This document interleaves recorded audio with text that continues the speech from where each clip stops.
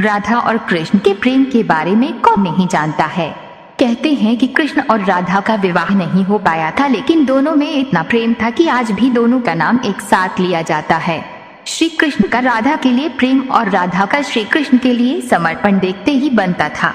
शायद इसलिए अपने आप को सबसे बड़ा भक्त कहने वाले नारद मुनि को राधा से जलन होने लगी थी। ये बात श्री कृष्ण अच्छी तरह से जानते थे। एक दिन राधा के बारे में बात करने के लिए नारद मुनि श्री कृष्ण के पास आए। ये बात श्री कृष्ण को पता चल गई थी। जैसे ही नारद मुनि वहां पहुंचे तो श्री कृष्ण उन्हें देखकर अपना सिर पकड़कर बैठ गए। नारद मुनि ने श्री कृष्ण से पूछा कि क्या हुआ प्रभु, आप ऐसे अपने सिर को पकड़कर क्यों बैठे हैं। श्री कृष्ण ने कहा, हे नारद मुनि, मेरा सिर दर्द कर रहा है। नारद मुनि ने पूछा, प्रभु इसका दूर करने का उपाय क्या है। तब श्री कृष्ण ने कहा, अगर मैं अपने सबसे बड़े भक्त का चरणामृत पी लूं तो इसे दूर किया जा सकता है। तब नारद मुनि सोचने लगे कि सबसे बड़ा भक्त तो मैं हूँ, लेकिन अगर मैं अपना चरणामृत दूंगा तो मुझे न जाने जितना पाप लगेगा।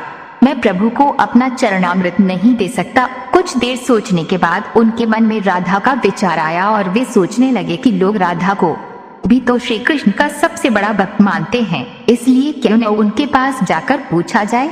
ऐसा सोचकर वह राधा के पास गए और उन्हें सारी बात बता दी। राधा ने जैसे ही सुना, एक बर्तन में अपने पैर धोकर चरणामृत नारद मुनि को देते हुए कहा, हे मुनिराज, मुझे नहीं पता कि मैं उनकी कितनी बड़ी भक्ति हूँ, लेकिन मुझे ये पता है कि श्री कृष्ण को अपना चरणामृत देने से मुझे नरक में जाने जितना पाप लगेगा और मुझे नरक जितनी यातना सहन करनी पड़ेगी।